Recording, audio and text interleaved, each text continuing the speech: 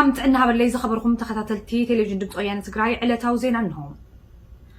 قبل على حزب تجراي نمزرابو زخبد قفعي كم زفتقمو مروخات عسو بعداو سراويت والكملاخ إساس أفوركي تزاريبهم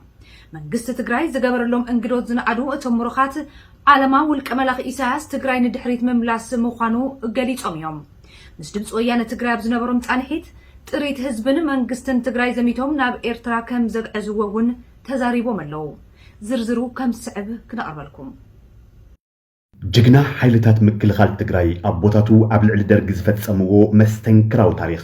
ዳግማ ይጽሕፈሎ ምስ ድምጽ ወያነ ትግራይ ጻንሒት ዝገበሩ ምሩኻት ዕሱብ ባዕዳው ልቀመላኺ ኢሳያስ ኣብ ልዕሊ ትግራይ ዝፈጸምዎ ግፍዒ መሬት ትግራይ ዝረገጸሉ ዓላማን ስለ ዝበጽሖም ኪሳራን ተዛሪቦም ነዚ ምሩኽ ከነፋልጠኩም ብሓይልታት ምክልኻል ትግራይ በርቃው መጥቃዕት በጽሕዎ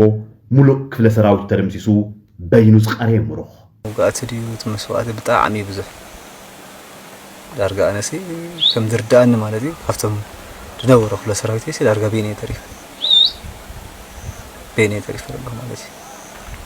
ناتو ملو يتدمسوت خلا سراويت بعداو سراويت والكملاخي إساياس أب تجراي زركبا تكالات عنا تكالات تمرتي فابريكاتات مسارة لمعات نبرت والكسبات كوتاس هفت هزبن منجستن تجراي زخالو زميتو زيك آلو دما نخعنو جيريو هفتي هزب تجراي كمي كم زمتون كم زعنون أكل اتأكوي تكبار زنبرة مروخ كم زي الزرب هتزعينو هيدا مالتي عجين احنا نابي وتادر اقراري خوها ولا نعودي غوزدو توشيدي تزعينو مالتي تتقاتل بخبيت برتي تقاتل بمرترادي قل تقاتل سمالتي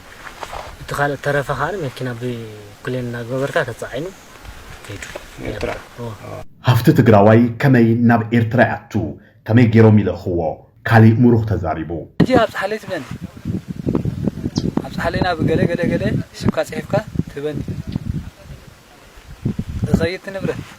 بس حوينا له دعر أدلاين أرغينا عود له على فمك كسجر نحرزي كلنا أرغينا خيا ترفع كم زي فرناش سدل كلهم كم زي سايكل سدل كلهم كم زي عراس سدل كلهم زبال عصوب بعداو سراويت والكملاخي إساياس نمنتاي طريق تجراي أمزماتن معناون تسعبيدو كاب سرعات هكدفك انت عينت ممرحتو هايبوو ناب تقراي مسيو حزب تقراي ناب 30 ناب 4 عامت كيسكا انتاي ندخنت نخملس ساكويا سايد زاربات منقس 00 كا ولاتي ابصراوي جقلت نسي حزب تقراي سي ناب 30 ناب 4 عامت ناب تميت وي كان دحري نمملاس راحيت علاماناتو ኣብ ልዕሊ ህዝብና ህዝቢ ትግራይ ዝበፅሕ ዘሎ ግፍዒ መዘና ይብሉን ዓመፅ ደቂ ኣንስትዮ ጅምላዊ ቅትለት ጥሜት ከም መሳርሒ ኩናት ምጥቃም ምክልካል ሰብኣዊ ሓገዝን መጥቃዕቲ ኬሚካልን ሓዊሱ ህዝቢ ትግራይ ንምፅናት ዝኽእሉ ኩሎም ሜላታት ኣብ ህዝብና ተፈፂሞም እዮም እዙይ ግፍዒ እዙይ ንዝበፅሖን ንዝተመልከቶን ጥራሕ ዘይኮነስ ንፈፃሚ እኳ መግለፂ ቃላት ሓፂርዎ ግፍዒ ነይሩ ደብዳብ ንፁህ ዜጋ ነይሩ ወላ ሓጅብን ሓይትካ እንታይ ኮይኑ ኢልካ كلهم اعتقادات يوم يدمجك مرت دبداب تي تدبر غلط كل شيء ما يتغلنها بتاعنا خبيد كبيد نير هذا تسبب بصح نبره ولا مزرافكم كال قفعتات بتاعم دحزنك بريزيدنت منجست تግራይ كبر دكتور دبرጽዮን ገብረ ሚካኤል ንሰራዊት ውልቀመላኺ ኢሳያስ ኢዶም ንኸቡ ጻውዒት ምኽራቦም ይዝከር እዙይ እንተ ደአጊሮም ድማ መንግስት ትግራይ ክብሮምን ድህንነቶምን ሓልዩ ናብ ዝደልይዎ ኣንፈት ንኽወፁ ሓገዝ ከም ዝገብረሎም ውን ቃል ኣትዩ በቃሉ መሰረት ድማ መንግስት ትግራይ ጽቡቕ ምንክብኻብ ከም ዝገብረሎም ምሩኻት ሰራዊት ውልቀመላኺ ኢሳያስ ገሊጾም ኢትካ ኸይተ ኢትካ ናሪህካ መንግስት ትግራይ ኣይማረካን እዩ ደፍያ طريقة بزلك عاو مطرح انت خويسكا انت وديها بزلك اصلي بسياف راح ومسوى زي من اللغة اجي تمنى سي ولا يدكاك انت دلي من استقراي حردي قتل يسلوكي يدك بايكني مالتي جن وعلى عناسي تمالي مسي خصاي مسكونا قري منها وعلنا انا نوعلي مالتي كمتي منجست زولوسي اي تصبيخون مالتي بعداو سراويت والكملاخ إساياس منجست تجراي زجبروا لصاوعي تقبلوا إدو أمها بيركب من إسي تجرايون حرنا تجراي أبحث إير أوان من رجعات نبصوتو نخص إمبرن سوا حلواتنا دهننتنا بقل سمنا ትግራይ ትስዕር ተጋሩ ተቀማጦ ሃገረ እንግሊዝ ፋሽስቲ አብይ አሕመድን መላፍንቱ ሓይልታትን ኣብ ትግራይ ይፍጽምዎ ዘለው ግፍዕታት ብምኹናን መንግስቲ እንግሊዝ ድማ ኣብ ልዕሊ እዞም ሓይልታት ወረርቲ ተሪር ስጉምቲ ንኽወስድ ዝጽውዕ ድሙቕ ሰላማዊ ሰልፊ ብቅድሚ ትማል ቀዳም ኣብ ከተማ ለንደን ከም ዘካይዱ ዝፍለጥ እዩ ሩፕትሊ ዝተባሃለ ዓለም ለኸ ማዕከን ዜና ብዛዕባ እዚ ተጋሩ ዲያስፖራ ዝገበርዎ ሰልፊ ስፍሕ ዝበለ ጸብጻብ ንተመልከቱ ኣቕሪቡ ነይሩ ንሕና እውን ከብ ስዕብ ኣዋዲድና ኣለና Stop genocide on Tigray! Stop genocide on Tigray! Stop genocide on Tigray! ኣብዚ ብብዙሓት ኣማኣይ ዝቑጸሩ ተጋሩ ኤርትራውያንን ካልኦት ደገፍቲ ቃልሲ ህዝቢ ትግራይን ዝኾኑ ወገናት ዝተሳተፉሉ ድሙቕ ሰልፊ ማሕበረሰብ ዓለምን መንግስቲ እንግሊዝን ነቲ ኣብ ትግራይ ይፍጸም ዘሎ ምጽናት ዓሌት ጠጠው ንከብሉ ጻውዒት ቀሪቡ እዩ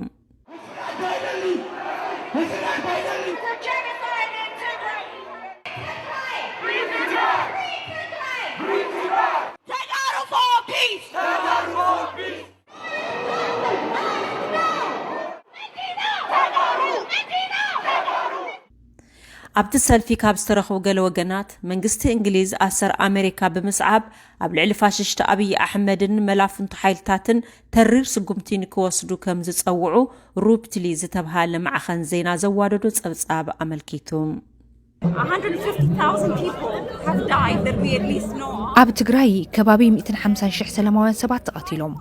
5.2 ሚሊዮን ድማ ንጥሜት ተቃሊዖም ኣለዉ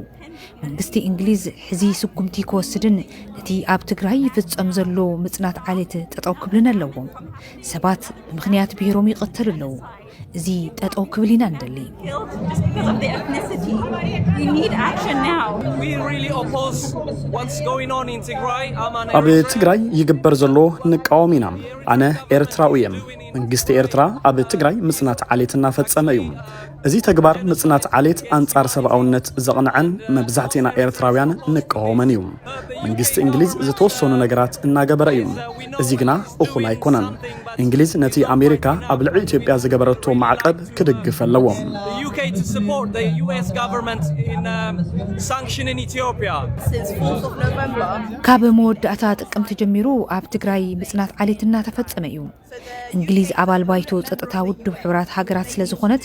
ወተሃደራት ኤርትራ ካብ ትግራይ ንኽወጹ ትገብር ኣለዋ Taken out of Tigray.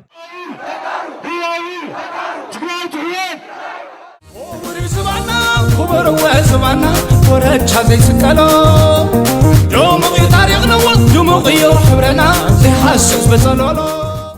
هالواتنا دحننتنا بقل امن فلسفنا زي يطوى بحايلي من قد نتحكم الناس هقروا ببلحات الناس هقروا بعقلي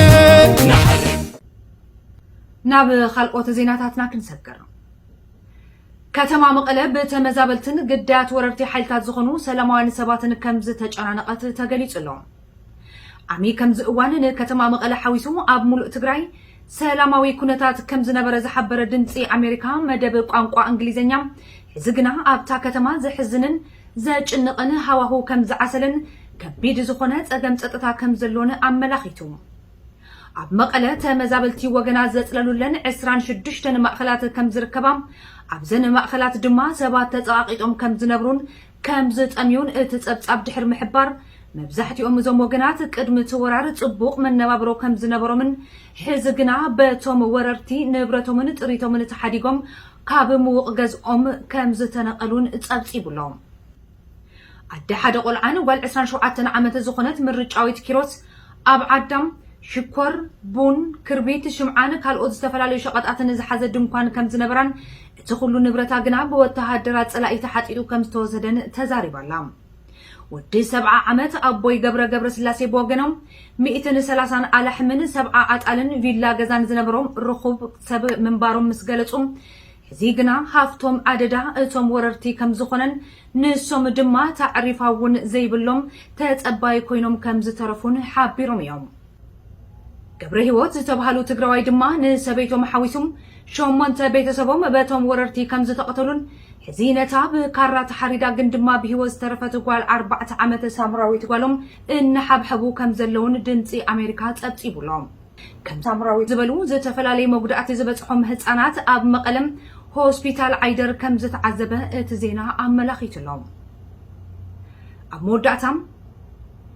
ሚሊሻታት ኢትዮጵያ ክልተ ሱዳናውያን ኣብ ዘሳልስቲ ከም ዝቐተሉ ተገሊጹ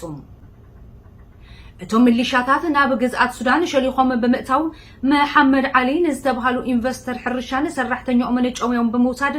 ከም መትሕጃ ገንዘብ ክጥቀሙሎም ሓሲቦም ከም ዝነበሩን እቶም ሱዳናውያን ግና እምቢ ተጨዊና ኣይንውሰድን ብምባሎም በቶም ሚሊሻታት ከም ዝተቐተሉን ሱዳን ትሪቡን ሓቢሩሎም ቅድሚ ሓደ ሰሙን እውን ኣብ ከባቢ ጋላባት ሚሊሻታት ኢትዮጵያ ንክልተ ሱዳናውያን ሓረስቶት ብምቕታል ንሓደ ጓሳ ጨውዮም ከም ዝወሰዱ እቲ ዜና ኣዘኻኺሩ ሱዳን ነቲ ብኢትዮጵያ ተወሲዱ ዝጸንሐ መሬተይ ኣምሊሰ እየ ካብ እትብል ንድሓር ርክብ ሱዳንን ኢትዮጵያን ኣዝዩ ከም ዝሓርፈፈን ናብ ኩናት ከም ዘምርሐን ዝሓበረ ሱዳን ትሪቡን እቶም ኣብ ከባቢ ዶብ ክልቲአን ሃገራት ጸገም ጸጥታ ዝፈጠሩን ሕርሻዊ ስራሕቲ ገባራት ሱዳን ዘተኣጓጉሉን ሚሊሻታት ኣምሓራ ብመንግስቲ አብይ አሕመድ ዝድገፉ ከም ዝኾኑ ኣመላኺቱሎም ተስፋሕፋሕቲ ሓይልታት ትምክሕቲ ኣምሓራ ኣብ ኢትዮጵያ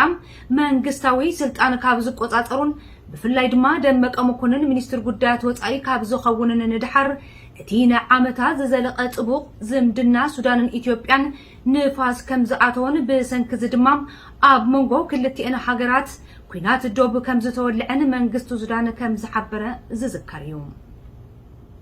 እምበኣር ከዝኸበርኩም ተመልከትና ንሎሚ ዝሓዝናልኩም ዜናታት ኣብዚ ወዲእና ኣለና